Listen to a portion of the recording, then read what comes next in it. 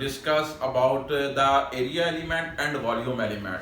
So before going further to discuss the volume element and area element which you have used in the vector integration chapter, how we can evaluate dv for different coordinate system. So अब हम यहाँ पर उसका expression evaluate करेंगे for general curvilinear coordinate system के लिए। उससे पहले मैं आप लोगों को थोड़ा सा इंट्रोडक्शन देना चाहूंगा। जो वेक्टर ए होता है, फॉर एग्जांपल सिंपल सा एक बात अगर हम स्पेस के अंदर बात करते हैं कि अगर ए वेक्टर है a1i plus a2j plus a3k, ठीक है, तो ये बेसिकली किसी पोजीशन को रिप्रेजेंट कर रहा होता है। जैसे हम स्पेस के अंदर लेते हैं आर पोजीशन वेक्टर, अगर हम जनरल लें xi plus yj plus zk, तो स्पेस के अंदर वो x y z वाले पॉइंट्स को रिप्रेजेंट कर रहा होता है।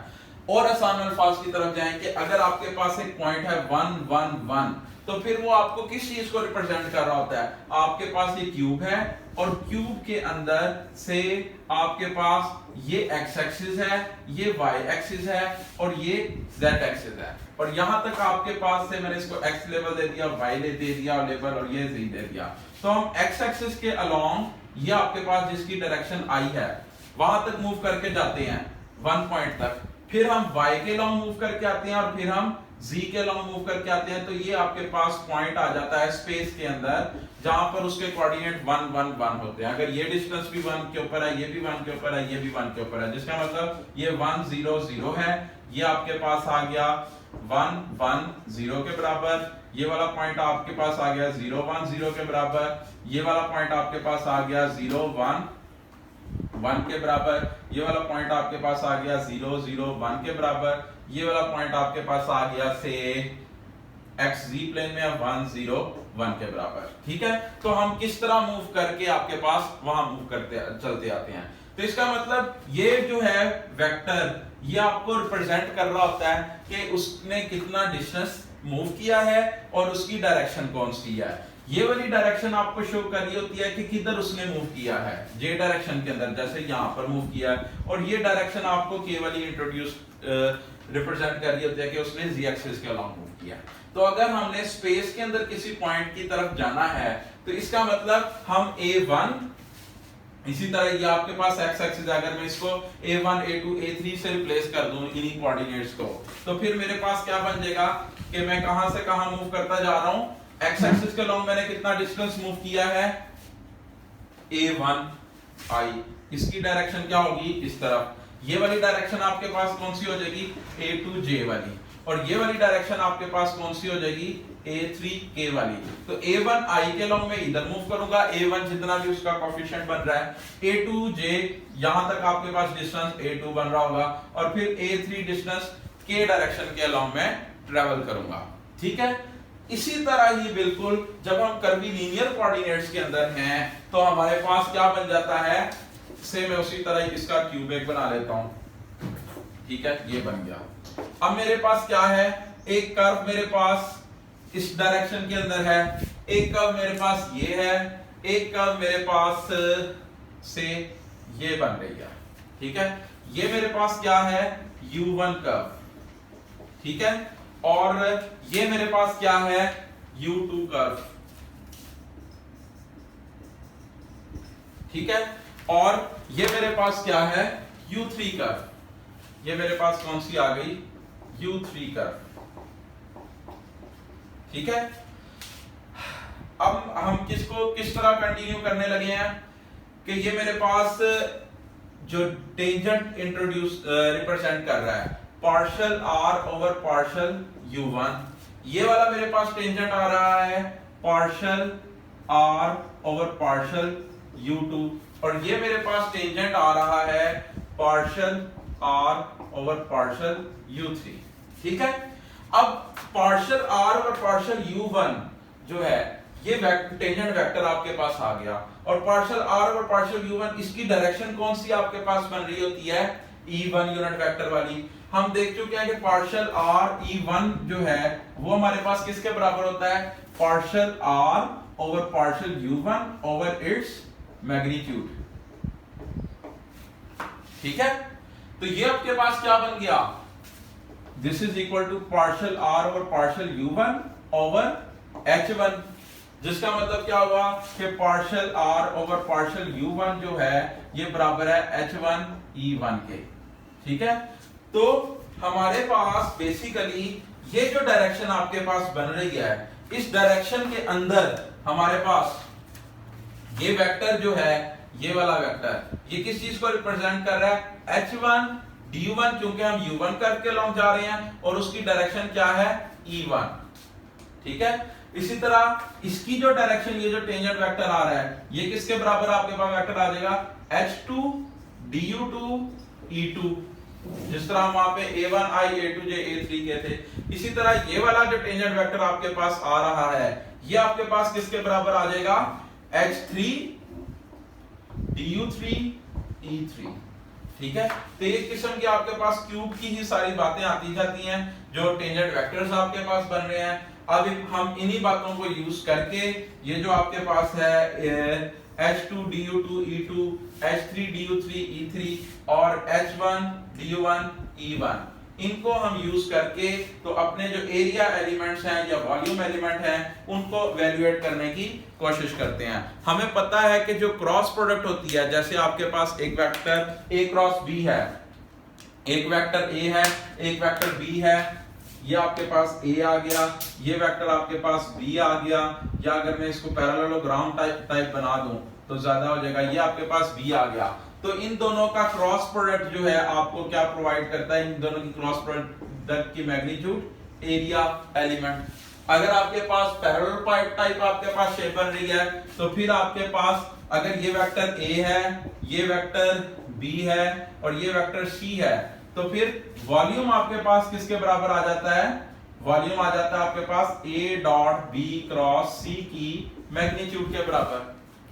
ठीक है, तो अब हमारे पास जो कर्वीलिनियर कोऑर्डिनेट सिस्टम है, इसके अंदर मैं आपको वॉल्यूम एलिमेंट और एरिया एलिमेंट के बारे में बेसिक कॉन्सेप्ट थोड़ा सा देना चाह रहा हूं। अब अगर मैंने वॉल्यूम एलिमेंट कैलकुलेट करना है तो मेरे पास dv किसके बराबर हो जाएगा, ये आपके पास है h1 du1 e1 एक वेक्टर जो इस तरफ आ रहा है आपके पास, ये h2 du2 e2 और ये h3 du3 e3। तो हमने क्या करना है, h1 du1 e1 dot h2 du2 e2 cross h3 du3 e3, इसका स्केलर ट्रिपल प्रोडक्ट और इसकी हमारे पास मैग्नीट्यूड आ गई। ठीक है, h1 du1 e1 dot h2 du2 e2 cross h2 du3 e3।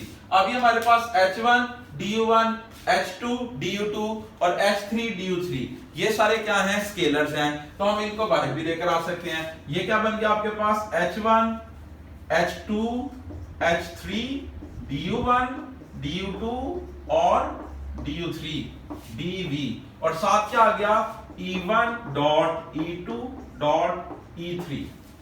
ठीक है, अब e1 e2 e3 आपके पास क्या है, यूनिट वेक्टर्स, ये आपके पास क्रॉस है e1 dot e2 cross e3। ठीक है, अब ये यूनिट वेक्टर्स हैं, स्केलर ट्रिपल प्रोडक्ट आपको लेनी आती है, इनकी आप स्केलर ट्रिपल प्रोडक्ट ओपन कर देंगे तो e1 dot e2 cross e3, इसकी स्केलर ट्रिपल प्रोडक्ट और इसकी मैग्नीट्यूड किसके बराबर आ जाएगी, 1 के बराबर। तो हमारे पास जो वॉल्यूम एलिमेंट है वो क्या बन गया, h1 h2 h3 du1 du2 du3। ठीक है, तो volume element in general curvilinear coordinates आपके पास किसके बराबर है, h1 h2 h3 du1 du2 du3। ठीक है, वॉल्यूम एलिमेंट अगर हम रेक्टेंगुलर कोऑर्डिनेट्स में देखें तो आप लोगों के इल्म में है, आप लोगों ने पहले पढ़ा हुआ है, वो किसके बराबर होता है, dv किसके बराबर होता है, हम हमेशा लिखते हैं वॉल्यूम एलिमेंट है तो dx dy और dz के बराबर होता है। तो हम अपना ये जनरल कर्वीलिनियर कोऑर्डिनेट्स के अंदर जो हमने वॉल्यूम एलिमेंट निकाला है, हम इसको रेक्टेंगुलर कोऑर्डिनेट सिस्टम के लिए देखते हैं कि ये उसको रिड्यूस करता है कि नहीं करता। सो इन रेक्टेंगुलर कोऑर्डिनेट्स आपके पास, या फॉर रेक्टेंगुलर कोऑर्डिनेट्स हमारे पास क्या हो जाएगा, ये चीज u1 u2 u3 किसके बराबर हो जाएंगे आपके पास, u1 u2 u3 ये किसके बराबर होते हैं, x y और z, और उस केस के अंदर h1 H2 और H3 ये तीनों किसके बराबर होते हैं? 1 के बराबर। हमने पिछले क्वेश्चंस कुछ किए हैं उसके अंदर हमने ये बड़े अच्छे तरीके से बात डिस्कस किया है। तो जब मैं वैल्यू सब्स्टिट्यूट करूंगा तो dv किसके बराबर आ गया? 1 1 1 और फिर सा du1 क्या आ गया? dx dy और dz। तो वॉल्यूम एलिमेंट हमारे पास रेक्टेंगुलर कोऑर्डिनेट्स के अंदर किसके बराबर आ गया? dx dy dz। इन सिलेंड्रिकल कोऑर्डिनेट्स हम क्वेश्चंस कुछ किए हैं तो वहां हमने स्केल फैक्टर्स निकाले हैं। तो स्केल फैक्टर किसके बराबर थे? वहां पर h रो जिसको हमने h1 कहा था 1 के बराबर था, h थीटा जिसको हमने h2 कहा था ये रो के बराबर था, और hz जो कि h3 के बराबर था वो 1 के बराबर था। और कोऑर्डिनेट्स आपके पास क्या थे? u1 is equal to rho, u2 is equal to theta and u3 is equal to z। So in cylindrical coordinates आपके पास वॉल्यूम एलिमेंट क्या बन जाता है? dv किसके बराबर आ जाएगा? कोऑर्डिनेट्स dv किसके बराबर आ जाएगा? h1 h2 h3। h1 की वैल्यू 1, h2 की वैल्यू रो, h3 की वैल्यू 1। ये क्या बन गया? रो। du1 du2 du3 d रो d थीटा dz। तो आप लोगों ने जब वेक्टर इंटीग्रेशन के क्वेश्चंस किए होंगे, जब आप ट्रांसफॉर्मेशन लगाते थे सिंपलीफाई करने के लिए, तो आप से रेक्टेंगुलर कोऑर्डिनेट से मूव कर रहे हैं सिलेंड्रिकल कोऑर्डिनेट्स में, तो आपके पास जो वॉल्यूम एलिमेंट है dx dy dz वो ट्रांसफॉर्म हो जाता है रो d रो d थीटा और dz के अंदर। इसी तरह ही आप स्फेरिकल कोऑर्डिनेट्स के लिए भी सिंपलीफाई कर सकते हैं। जस्ट आपने उसके स्केल फैक्टर्स कैलकुलेट करने हैं, कोऑर्डिनेट्स आपके पास r थीटा फाई आ जाएंगे, तो आपके पास वॉल्यूम एलिमेंट वहां से भी आ जाएगा। ठीक है, अब एक और हम छोटा सा क्वेश्चन देख लेते हैं इसके साथ कि जैकोबियन से या एरिया एलिमेंट भी आप इसी तरह कैलकुलेट कर सकते हैं। एरिया एलिमेंट अभी मैंने पहले बात की थी कि पैरेललोग्राम का एरिया कैलकुलेट करते हैं तो a क्रॉस b होता है। तो हमारे पास तीन तरह के एरिया एलिमेंट आ जाएंगे। जब h1 du1 e1 की क्रॉस प्रोडक्ट लेंगे आप h2 du2 e2 से। सो एरिया एलिमेंट्स हमारे पास तीन तरह के आ जाएंगे। एक आ जाएगा da1, वो किसके बराबर हो जाएगा? h1 du1 e1 du1 cross h2 du2 e2 magnitude. ये क्या बन गया? h1 h2 du1 du2 और साथ मैग्नीट्यूड आ गई e1 क्रॉस e2 की। और e1 क्रॉस e2 की मैग्नीट्यूड हमारे पास किसके बराबर है? e1 क्रॉस e2 की मैग्नीट्यूड 1 के बराबर। सो एक एरिया एलिमेंट हमारे पास आ गया h1 h2 du1 du2। आपके इल्म में होगा जब आप इंटीग्रेशन वगैरह करते हैं, मूव करते हैं from spherical to polar coordinates, तो वहां पे dx dy होता है, तो उसको ट्रांसफॉर्म करते हैं r dr d थीटा के अंदर।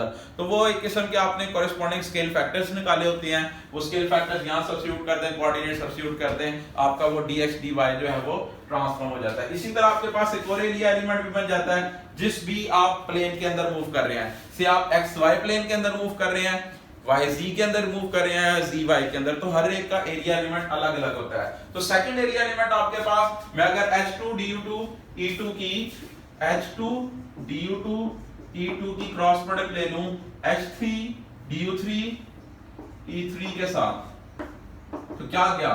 h2 h3 du2 du3 साथ आ गया e2 क्रॉस e3 मैग्नीट्यूड। सो वो आपके पास 1 के बराबर है, तो रिजल्ट क्या आ गया? h2 h3 du2 du3। इसी तरह मैं एरिया एलिमेंट निकाल सकता हूं da3 किसके बराबर? h3 du3 e3 की cross product h1 du1 e1 के साथ, तो वो किसके बराबर आ जाएगा? h3 h1 du3 du1 के बराबर। तो ये आपके पास डिफरेंट एरिया एलिमेंट्स भी फार्मूले बन जाते हैं जो इंटीग्रेशन के जो क्वेश्चंस वगैरह होते हैं उनको सॉल्व करने के लिए आप इस्तेमाल करते हैं। एक छोटा सा सवाल और है, उसको भी हम साथ देख लेते हैं। If u1 u2 u3 are general orthogonal curvilinear coordinates,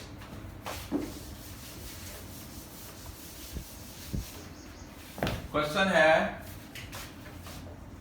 if u1 u2 u3 are orthogonal curvilinear coordinates, then show that the Jacobian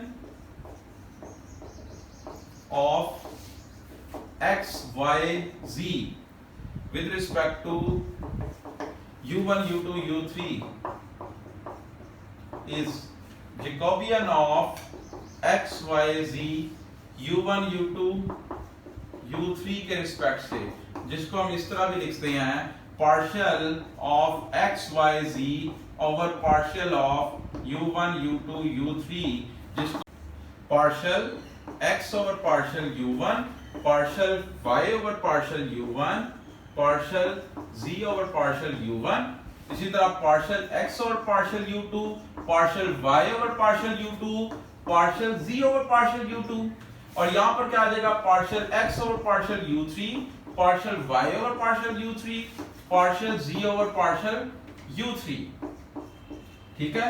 and this is equal to h1, h2 and h3। तो ये statement आप लोगों को देखने में ज्यादा मुश्किल लग रही होगी, असल में स्टेटमेंट के अंदर सवाल छोटा सा ही है, ज्यादा चीजें हमें इसके अंदर गिवन ही है। हमारे पास क्या है, if u1, u2, u3 are orthogonal curvilinear coordinates, then we have to show that कि जैकोबियन जो है x, y, z जो कि आपके पास रेक्टेंगुलर कोऑर्डिनेट्स हैं और u1, u2, u3 जो कि ऑर्थोगोनल कर्विलिनियर कोऑर्डिनेट्स, मैंने उसके लिए आज OCC की नोटेशन लिख दी है, तो उनके लिए ये जैकोबियन आ गया, Jacobian of x, y, z with respect to u1, u2, u3, जिसकी अल्टरनेट रिटन फॉर्म है मैथमेटिकली कि हम इसको इस तरह भी लिख सकते हैं partial of x, y, z with respect to partial of u1, u2, u3, जिसको हम डिटरमिनेंट फॉर्म में भी लिख सकते हैं partial x over partial u1, partial y over partial u1, partial z over partial u1, पहली रो बन गई partial x over partial u2, partial y over partial u2, partial z over partial u2, ठीक है। और उसके बाद तीसरी रो आ गई partial x over partial u3, partial y over partial u3, partial z over partial u3। यहां तक हमें सारा गिवन है, हमने इस सारी बात को लेकर इज इक्वल टू साबित करना है कि h1, h2 और h3 के बराबर है, जो कि स्केल फैक्टर्स हैं आपके पास। हमने पहले पढ़ा हुआ है कि अगर आपके पास a, b और c तीन वेक्टर्स हो, a वेक्टर है a1i plus a2j plus a3 के, b वेक्टर है b1i plus b2j plus b3 के, c वेक्टर है c1i plus c2j plus c3 के, तो फिर इनकी स्केलर ट्रिपल प्रोडक्ट हम किस तरह लिखते हैं, a1 a2 a3 b1 b2 b3 c1 c2 c3, ठीक है। तो यहां पर भी हम इसी तरह का काम करेंगे कि ये आपके पास गिवन है, इसको मैं पकड़ता हूं, अगर मैं इसको कह देता हूं ये मेरे पास लेफ्ट हैंड साइड है और ये मेरे पास राइट हैंड साइड है, तो मैंने लेफ्ट हैंड साइड को लेकर चलना है और अपनी राइट हैंड साइड को बनाने की कोशिश करनी है। तो मेरे पास लेफ्ट हैंड साइड में क्या गिवन है, जैकोबियन, ये सारी लेफ्ट हैंड साइड है, Jacobian of x, y, z over u1, u2, u3, ये किसके बराबर हो गया, मैं इसको ये जो बात a dot b cross c वाली मैंने लिखी है उस बात को यूज करते हुए लिख लेता हूं। तो ये क्या बन जाएगा, partial x over partial u1 i plus partial y over partial u1 j plus partial z over partial u1 k dot partial x over partial u2 plus partial y over partial u2 j plus partial z over partial u2 k, ठीक है। और cross product आ जाएगी partial x over partial u3 i plus partial y over partial u3 j plus partial z over partial u3 k, ठीक है। Just इस determinant को मैंने a dot b cross c की फॉर्म में लिख दिया है, ठीक है। अब हमारे पास क्या है, ये चीज आप गौर करें, अगर हमारे पास अगर r वेक्टर होता है r is equal to xi plus yj plus zk, ठीक है, तो मेरे पास partial r over partial u1 जो है वो किसके बराबर बन जाएगा, partial x over partial u1 i plus partial y over partial u1 j plus partial z over partial u1 k, इसी चीज के बराबर हो जाएगा। तो ये मेरे पास लिखा हुआ है एक किस्म का partial r over partial u1, ये इसी तरह partial r over partial u2 लिखा हुआ है, और ये मेरे पास लिखा हुआ है partial r over partial u3। तो ये चीज मेरे पास किसके बराबर आ गई, partial r over partial u1 plus dot partial r over partial u2 cross partial r over partial u3, ठीक है। और हम पहले पढ़ चुके हैं कि partial are over partial u1 जो है वो किसके बराबर होता है, या E1 यूनिट वेक्टर हमने पढ़ा है partial are over partial u1 over its magnitude के बराबर होता है। ठीक है, तो ये चीज किसके बराबर होगी, partial are over partial u1 over h1, क्योंकि हमने इसको स्केल फैक्टर डिफाइन किया है। सो यहां से हमारे पास partial are over partial u1 जो है वो किसके बराबर आ गया, E1 h1 के। Similarly partial are over partial u2 जो है वो E2 h2 के बराबर है, और partial are over partial u3 ये किसके बराबर है, E3 h3 के। ठीक है, तो ये वाली वैल्यूज हम यहां सब्स्टिट्यूट कर देते हैं। सो दिस स्टेप इंप्लाइज कि Jacobian of x y z हम ले रहे हैं किसके रिस्पेक्ट से, u1 u2 एंड u3। ये क्या बन गया, वैल्यूज आ जाएंगी यहां पे h1 h2 h3, और ये इसका डिटर्मिनेंट भी आपके पास आएगा इन सब का, या ना भी लिखे उससे कोई फर्क नहीं पड़ता। डॉट स्केलर ट्रिपल प्रोडक्ट किसकी आ जाएगी, स्केलर बाहर आ जाएंगे, E1 dot E2 cross E3, ये हमारे पास स्केलर ट्रिपल प्रोडक्ट आ गई। और ये स्केलर ट्रिपल प्रोडक्ट किसके बराबर है, सारे क्या हैं, यूनिट वेक्टर्स। तो यूनिट वेक्टर्स की मैग्नीट्यूड क्या होती है, 1 के बराबर। आप इसको यूनिट वेक्टर्स को सब्स्टिट्यूट करेंगे, आपके पास रिजल्ट क्या आ जाएगा, वैल्यूज इसकी 1 के बराबर। हमारा जो टारगेट था कि हमने साबित करना था कि ये जो जैकोबियन है ये हमारा किसके बराबर है, h1 h2 h3 के बराबर है। ठीक है, तो जो अभी हमने वॉल्यूम एलिमेंट कैलकुलेट किया था dv, वो था हमारे पास h1 h2 h3 du1 du2 du3। तो उसको हम इस तरह भी लिख सकते हैं, Jacobian of x y z with respect to u1 u2 u3 du1 du2 du3। ठीक है, तो जैकोबियन जो है, ये जैकोबियन वाला मेथड ये भी हमने इधर देख लिया कि वॉल्यूम एलिमेंट को अगर हमने लिखना हो जैकोबियन की फॉर्म में तो फिर वो हम कैसे लिखेंगे। ये बड़ा इंपॉर्टेंट क्रूशियल पॉइंट है जो आपको बहुत कम जगह से समझने को मिलेगा कि हमने जो जैकोबियन को स्केल फैक्टर्स के बराबर बनाया है, उस स्केल फैक्टर्स की मदद से हमने वॉल्यूम एलिमेंट को जैकोबियन से रिलेट करवा दिया, और आगे इसकी फर्दर फिजिकल सिग्निफिकेंस भी बनती है। तो आज के लेक्चर को हम यहीं पर खत्म करते हैं। कोई क्वेश्चन हो तो आप कमेंट सेक्शन में मुझसे पूछें, कोई और क्वेश्चन जो आप चाहते हैं कि मैं आप लोगों को बताऊं तो फिर आप लोग मुझे कमेंट सेक्शन में बताएं कि काइंडली वो वाला क्वेश्चन की भी आप हमें वीडियो बनाकर अपलोड कर दें, तो फिर मैं वो भी क्वेश्चन आप लोगों को समझा दूंगा।